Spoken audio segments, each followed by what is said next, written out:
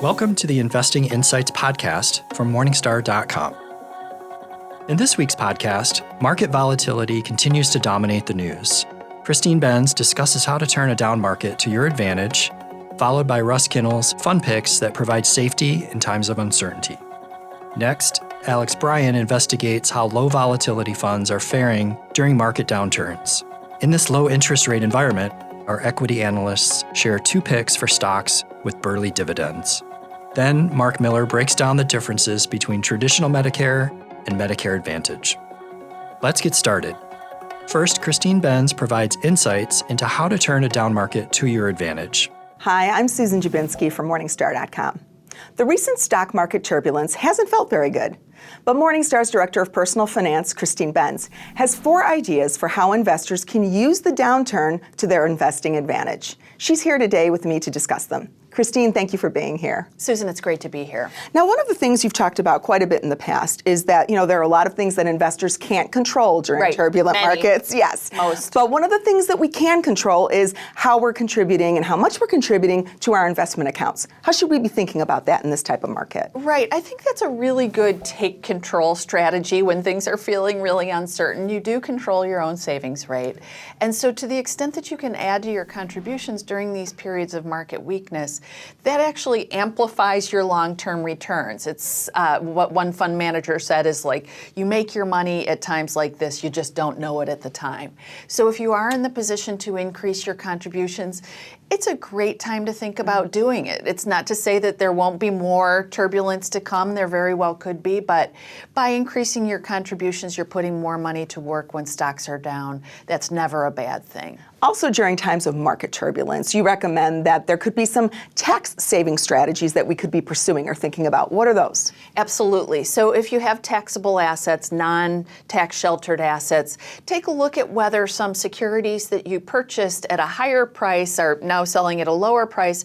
You can capture that tax loss, use the loss to offset capital gains that you might have on your books, or even up to $3,000 in ordinary income. So take a look at that. If you have tax-sheltered assets, traditional IRAs specifically, when the market goes down, that tends to be a better time to convert those traditional IRA assets to Roth because the taxes that you'll owe are based on that lower balance. So that's another thing to consider. Definitely get some tax advice with either strategy, but those can be a way to kind of make a save in a difficult market. Now, you've noted in the past that volatile times are actually a really good time to check up on your asset allocation. But let's say that the market is sort of falling. Is that really a time to tweak our asset allocation? Well, it may be. And so I think what you really want to be thinking about is your time horizon. If you're a younger investor, many years to retirement, probably don't even look at what plan that you've laid unless you were really conservative for some reason. But if you are getting close to retirement, even though the market has come down a little bit, I still think it's a good time to get in there, take a look at your asset allocation, especially if you're within like 5 to 10 years of retirement. See what your allocation to safe securities looks like. If you haven't done anything, it may be lower than in fact what it should be. And the last point is, the Federal Reserve lowered the Fed funds rate by 50 basis points the other day. And while that's bad news for owners of some safe assets looking for yield, that is good news for borrowers. So what should borrowers be thinking about? A couple of things. If you have a mortgage, you may consider refinancing. You may be able to refinance at a lower rate or even go to a shorter term where there are typically lower rates available. So check that out if you still have a mortgage. Also, think about mortgage pay down, so accelerating your mortgage payments, especially if you intend to stay in your home. And the basic reason you'd consider doing that is look at the yields on safe securities. As you said, Susan, they're really low. Your mortgage interest rate is probably higher than that.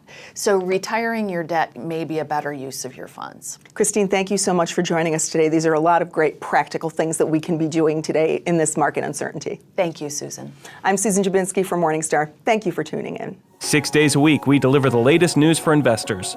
Just say, Alexa, enable the Morningstar skill, or visit Morningstar.com/Alexa. Now, Russ Kinnell's recommendations for funds that provide safety in a stormy market. Hi, I'm Christine Benz from Morningstar.com. Volatility in the market has picked up of late, to say the least. Joining me to share some of his favorite mutual funds that can help investors weather turbulent times is Russ Kinnell. He's Morningstar's Director of Manager Research. Russ, thank you so much for being here. Glad to be here. Russ, it has been an extremely volatile period in the market. Let's talk about why or whether you think investors should brace themselves for more volatility to come. Yeah, well, in this case, we're talking about market reaction to the coronavirus. Right. And of course, we don't have a clue what's going to happen with the coronavirus, and even the medical experts don't. So right. I won't venture there, just to say that that's a real unknown. One part of it that is known is we know this has already had a big economic impact. China's drastically dialed down their economy and their growth, and that's starting to have ripple effects throughout the rest of the world. And also the virus has spread to more parts of the world. And we're having, I think, a different reaction than we're seeing to past epidemics, where really governments are just almost shutting down cities and businesses. And so though the one part is really unknown, we do know that the impact on the economy is real. But obviously we don't know how big it's going to be on the economy. Right. We don't know how it's going to be on the markets. But certainly it's a very sobering event, and it seems logical that the markets would go down. I have no idea if our current 10% sell-off is the correct amount, but it certainly makes sense to me. Okay. And another, I guess, headwind would be the fact that equities coming into this were not especially cheap, arguably are still not extremely cheap, and so that might stop stocks from mounting an immediate recovery. That's right. The markets are certainly vulnerable because they've had such a big rally Right. that a lot of good things were priced in.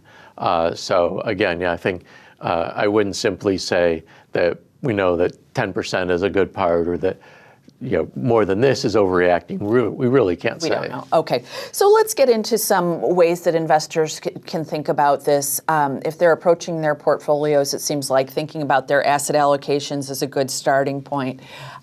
So for investors who haven't looked at their portfolios recently and maybe run the numbers and say, well, gosh, it looks like I'm probably still a little overweight equities given my age, given my proximity to retirement, let's talk about some good or a good kind of core fixed income fund that investors might look to.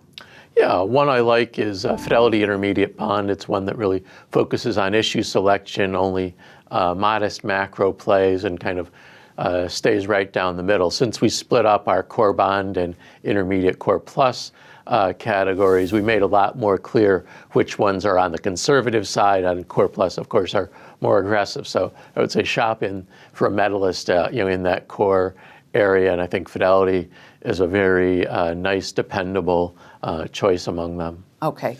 So investors might look at fixed income and say, are you too crazy because we've seen yields go really low? Let's just talk about the role of fixed income assets in investor portfolios, even if yields aren't especially compelling. Right. And to set the context, I think we're talking about rebalancing into bond funds, not dumping all your stock Right. funds. You don't want to panic. You want to make sure that you're on your plan. And if you haven't touched your plan, your portfolio in a while, your equity exposure, even after this sell-off, may be above what you're targeting. So we're suggesting moving into bonds. And you're right, yields are not great. This is not how you get rich. This is how you play defense, so that other parts of your portfolio can take on greater risk and still allow you to sleep at night. So high quality bonds tend to have low correlation with equities. And so in years like 08, 09, you feel really good that you own them, because generally they actually make money in downturns. Occasionally they just lose less. But in any case, that diversification helps. It helps you to stay in your more aggressive holdings so that you can still reach your goals. Okay. Another strategy investors might consider as sort of an all-weather strategy versus really even worrying about their asset allocation mixes is simply to buy a good one-stop fund that adjusts for their asset allocation based on their age. Let's talk about target date funds. I know that you and the team have several series that you like that are highly rated. Let's talk about T. Rowe Price's series. This has historically been a pretty strong entrant in this target date space. Yeah, this is a target date series we really think highly of because there's some very strong underlying funds from T. Rowe. T. Rowe is pretty good across the board in various asset classes, but also T. Rowe has built out their team. Their target date team is now a very deep, strong team. Target date funds have become much more important in a lot of the big fund companies, and so if you're a T. Rowe or a Fidelity, you're naturally going to invest in that area because it's really important. And so that's what T. Rowe has done. And so our analysts in our target date group really have warmed up to T. Rowe's area now. And I would say, I would caution that the T. Rowe target date funds do run to the aggressive side on equities. Have more stocks, yeah. So if you don't want that, then someone like a Vanguard might be a better choice. But I think T. Rowe is a very strong offering. Okay, and you monitor investor behavior through fund flows. Target date funds look really good from that standpoint, right? Target date funds bring out the best in investors for a couple of reasons. One is they're boring performers for the most part. They're super diversified and so tend to have modest gains and modest losses. Okay. And I would also just mention that because they're in 401ks, people invest every couple of weeks, and even in 08, 09, almost all those people in target date funds in 401ks just kept investing. So it really does bring out good behavior. Okay. Let's talk about a static allocation fund that would blend different asset classes. Those two can make sense for investors who really don't want to spend a lot of time managing their portfolio's asset allocation. One you and the team like is Vanguard Life Strategy Growth. You like all of the Vanguard Life Strategy funds. I'm guessing low expenses are part of the thesis. What else? Low expenses, diversification, they're very wide-ranging portfolios. They essentially have 20% increments of equity. So Life Strategy Growth is an 80% equity fund, but if that's too much, it can go down to 60, 40, et cetera. But yeah, so I like the fact that, as you say, they are kind of set it and forget it. We mentioned earlier how if you haven't touched your portfolio, it might have gotten out of balance a bit. These are funds that take care of that for you. That's a set allocation, so they're always making these modest little rebalancings, which is really nice, plain, simple risk management tool. So just keep rebalancing, don't let your equity portion go crazy. But even in a down market, you're doing the other way. You're adding to equities, and so it's a really simple, sound strategy. Okay. How about for investors who want to maintain ample equity exposure, but maybe be in a somewhat lower risk, equity-heavy portfolio? Let's talk about a couple of funds for investors like that. FPA Crescent is one that you and the team like. It's gold rated. Let's talk about the case for that fund.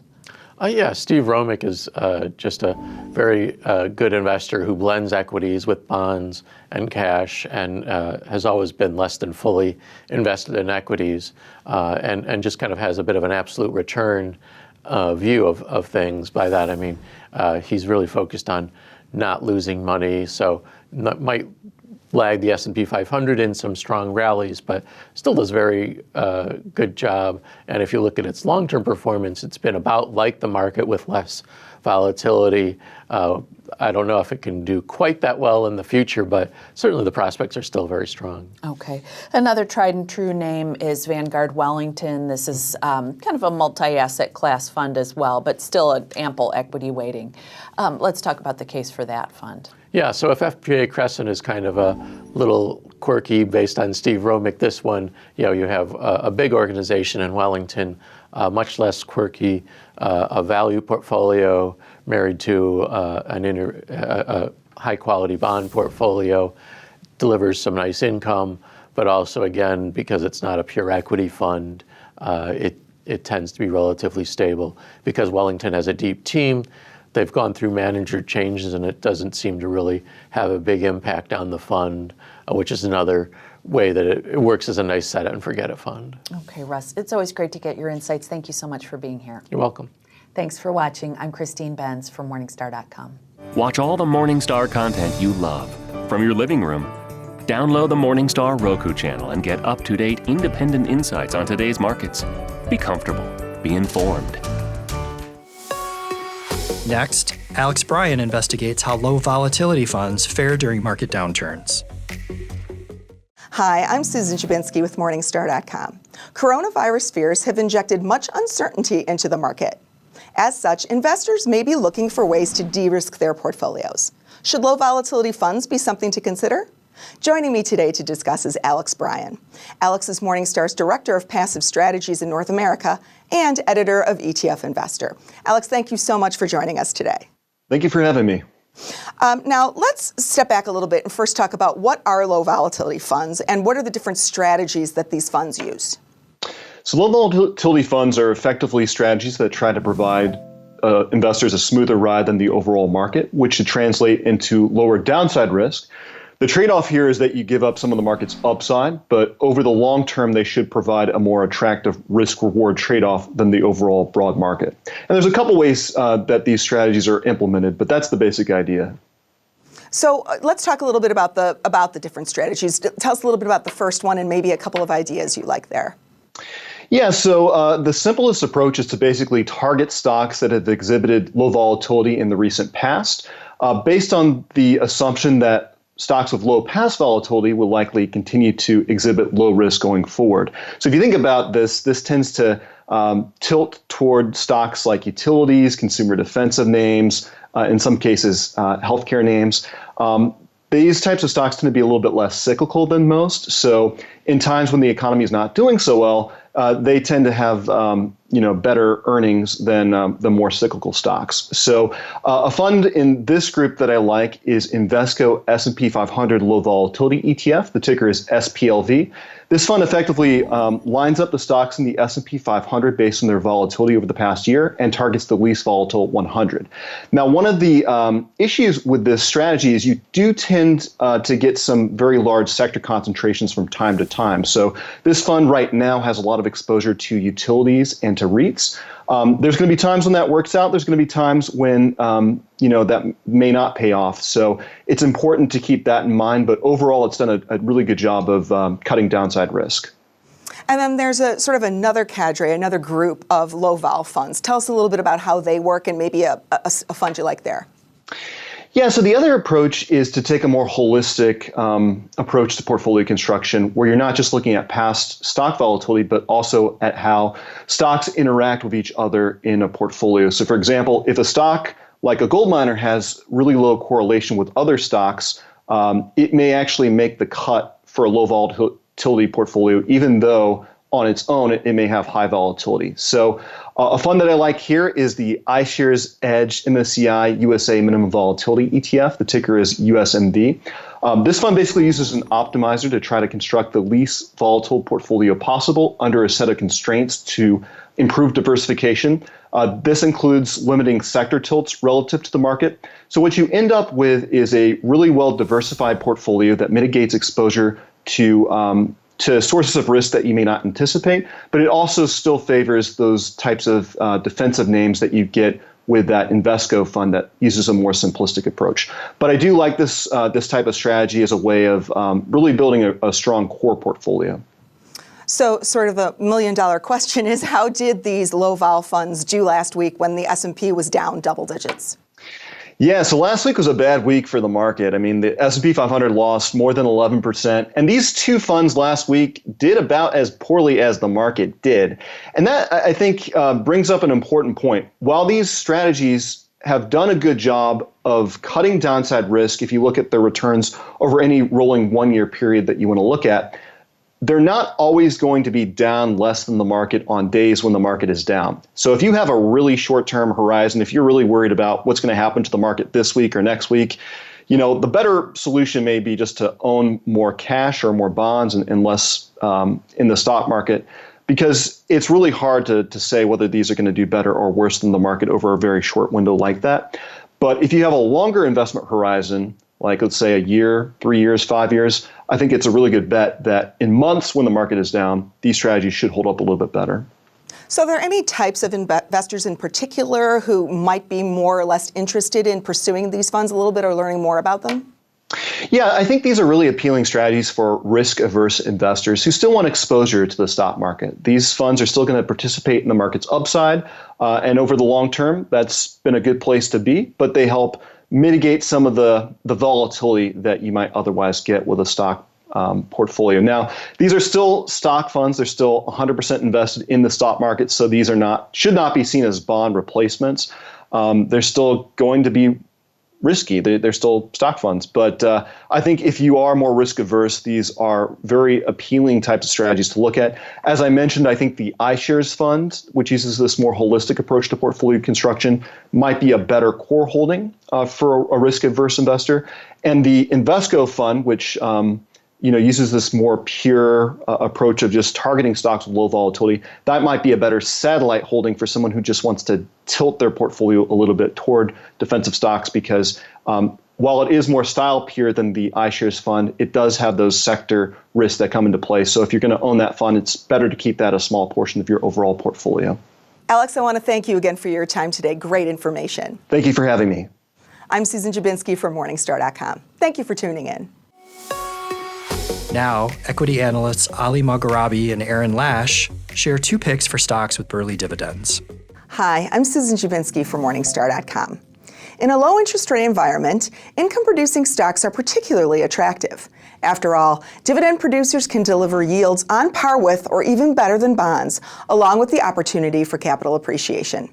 Today, we're highlighting some stocks that were recently added to the Morningstar Dividend Yield Focus Index, which consists of high-quality, high-yield U.S. stocks screened for consistent records of dividend payments and the ability to sustain them in the future. Ad holding company Interpublic Group of Companies, or IPG, is now trading close to our $26 fair value estimate, as it has nicely come up 8% year to date, higher than S&P 500's 2.5%. While it's fairly valued at these levels, it has differentiated itself by outperforming its peers, making smart data acquisitions, maintaining organic growth in North America, strengthening the balance sheet, and increasing the dividend that's yielding over 4% at IPG's current price. IPG's one-stop shop strategy that includes creativity integrated with data and technology offerings is attracting new clients and giving them reasons to spend more. With strength from clients in the United States, IPG keeps growing organic revenue at a higher rate than most of the other major ad holding companies. All of this is accompanied by margin expansion, which we think will continue this year. The company keeps strengthening its balance sheet. It retired around $400 million in debt last year. And after the $2.3 billion acquisition of data and technology company Axiom in 2018, it's good to see the lower leverage ratio of 2.3 down from 2018's 2.6 and comfortably below the 3.75 covenant. With that, we're comfortable it can continue to increase dividend going forward as it did recently by 9%. We look for IPG to continue organic growth in developed and emerging markets, expand margins, and further increase dividends for shareholders. Wide Moat Clorox has long been an exemplary steward of shareholder capital. The firm has paid and increased its dividend every year for more than 40 years, growing its dividend at a mid to high single-digit clip over the last 5 to 10 years, maintaining its payout ratio around 60% of earnings on an annual basis. And we expect the firm will continue down this path, prioritizing returning excess cash to shareholders, with our forecast calling for mid-single-digit annual dividend increases and the payout ratio hovering around its historical averages. Despite this, we don't believe the firm's valuation is attractive at present, trading at nearly a 20% premium to our $139 fair value estimate and offering investors a mere 2.5% dividend yield. For investors looking to gain exposure to the consumer product space, we'd suggest investors look to Wide Moat Kellogg, which is trading at nearly a 20% discount to our $78 fair value estimate and offers a nearly 3.5% dividend yield. Expand your investing horizons and look to the long term with Morningstar's new podcast, The Long View. Join hosts Christine Benz and Jeff Patak as they talk to influential leaders in investing, advice, and personal finance. Search for and subscribe to The Long View today. And lastly, Mark Miller breaks down the differences between traditional Medicare and Medicare Advantage. Hi, I'm Christine Benz from Morningstar.com. The decision about whether to choose Medicare Advantage or traditional Medicare can be surprisingly impactful. Joining me to shed some light on this issue is Mark Miller. He's a Morningstar contributor. Mark, thank you so much for being here. Great to be here. Mark, let's talk about the basic differences between Medicare Advantage or traditional Medicare. I hit a fork in the road when I'm Medicare eligible. What are the major differences between the two plans? Yeah, and this is really decision one that people need to think about. And everything kind of proceeds down two different parts of the decision tree from that decision. Traditional Medicare is the program we've had since the mid-'60s. It's fee-for-service Medicare. You can see just about any healthcare provider you want to. When you enroll, you're enrolled in Part A, which covers hospitalization, Part B, which is outpatient services, usually a Part D drug plan, and some kind of supplemental coverage is definitely recommended because Medicare doesn't have built-in caps on out-of-pocket. And so people usually do that with a Medigap plan. Some people get that coverage through a former employer or a union, let's say. Some people get that protection from Medicaid if they're low income. That's the traditional program. Okay. Medicare Advantage is a relatively newer phenomenon. It really got going in around 2006. And it's a privately offered, commercially offered, managed care alternative to the traditional program. So you continue to pay your Part B premium, but instead of using that to present at just about any doctor, you elect to join a Medicare Advantage plan offered by an insurance company. It's managed care. It's generally an HMO, sometimes PPO. So those are structures most working people are familiar with these days. In that sense, it's not that much different. It's all-in-one coverage. You generally don't sign up for standalone Part D coverage, although sometimes people do. It depends on the plan you join. Many have drug coverage rolled right in. Okay. And you don't get supplemental coverage because Advantage plans do have their own cap on out-of-pocket built in. It's a relatively high out-of-pocket. It averages about $5,000 a year. In return for accepting the network limitations, which are typical HMO limitations. That you can't see every doctor that you want. You have to see in-network physicians. You can see out-of-network people, but you're going to pay a bunch more. In return for that, you are also generally getting some extra services built in. Lots of Advantage plans come with gym memberships. Increasingly, they have some level of dental coverage, not necessarily very robust, but some level of dental, some level of vision and hearing coverage. And there's a whole suite of new supplemental non-medical services that are just starting to be rolled in that are going to help people who are, let's say, are homebound, so community-based who need in-home care. Interesting things that go on there. But that's the two different choices. Okay. So you say managed care, and that naturally makes me think that Medicare Advantage might be more cost-effective. Right. What is, in fact, the cost differential typically? Right. So let's say you're just turning 65 and you're signing up for Medicare for the first time, and you look at Advantage and say, well, I can pay my Part B premium but not have to pay a separate Medigap premium, a separate Part D premium, got all these other extra benefits rolled in. Gym membership, yeah. Gym, dental, right. which is really a big deal. Huge. That's another topic. Right. But there's so many topics in Medicare. We could go on all day with this. But so yeah, it looks very attractive. It may look cheaper to you. The thing that a lot of times gets missed is this, that when you first sign up for Medicare, you have the opportunity to buy a Medigap plan with pre-existing condition protections, meaning that the insurance companies that offer Medigap can't turn you down for a pre-existing condition, can't charge you more for a pre-existing condition. And you can sign up with those protections from 6 months past the point that you sign up for Part B. That's your window for that protection. And then it's gone.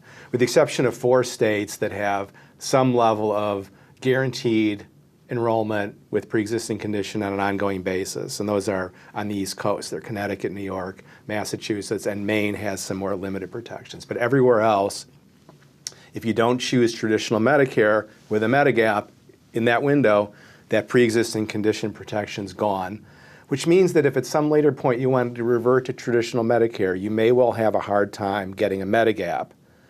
That effectively makes it impossible to go back to traditional Medicare, or I would say inadvisable, because you're going to have no protection for potentially large out-of-pocket costs.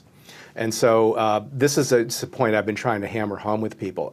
What I think often happens is the attractiveness of the cost savings and the extra benefits obscures a consideration of the long-range implications of the decision.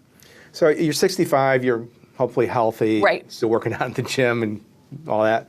You're not necessarily thinking about what's going on when you're in your 80s or late 70s and maybe have a serious condition that's going to require, and you're going to want more flexibility. Let me put it this way. Of providers. Of providers. And so forth. So, you know, a story that I just wrote in the New York Times talks about one couple that did just this. The guy was attracted to all the extra benefits. Then 8 years later. Of Advantage. 8 years later receives a serious illness diagnosis of an aggressive form of cancer. As I would do, he's nosing around in his hometown to find out who is the person you want to see in Chicago, of course, who is right, the expert on my condition. And this is a natural reaction we would all have with a life-threatening illness. And guess what? That provider and the medical center are out of network. Oh, well, so I'll just go back to traditional Medicare. But, you know, he's got this problem. So he's pretty much stuck with Advantage now. He's been able to kind of navigate through it and get to the provider he wants to see. But this is the thing that concerns me about Advantage, is that you know, it comes with some things that look attractive, but there really can be some serious ramifications from a care and provider standpoint down the road. Okay. So I guess another takeaway is sort of people might have this sense that I could do some switching, but it isn't that easily navigated because of this pre-existing condition Because situation. of the Medigap problem. Yes, technically you can move back in traditional Medicare, but Right. can you get a Medigap? Okay. So how about health outcomes when you compare Medicare Advantage plans versus traditional Medicare? Do the data say anything about where people are better off? I'd say it's inconclusive. There's been Okay. a lot of research, a lot of serious academic research on it that is inconclusive. Some of the research points to some better outcomes for Advantage patients than traditional in areas like preventive care, for example, which would stand to reason because that's a strength of managed care approaches. You're not going to feel any disinhibition to go see a doctor because yes. Yeah. But there also have been some studies that point to very high rates of denial of care in Advantage because it's in the insurance company's interest to keep their costs down, maximize profits. So I think it's fair to say that there's not a consensus yet on that. I think you can get some healthy debate. The jury's out in some senses, but you know, maybe the Advantage is doing better in some areas and not so well in others. Okay, Mark. Important topic. Thank you so much for being here to share this information. Thanks so much for inviting me. Thanks for watching. I'm Christine Benz from Morningstar.com. That does it for this week's Investing Insights podcast from Morningstar.com. We hope you've enjoyed our program, and we welcome your feedback. Please send your comments and questions to podcast@morningstar.com. From everyone here at Morningstar, thanks for listening.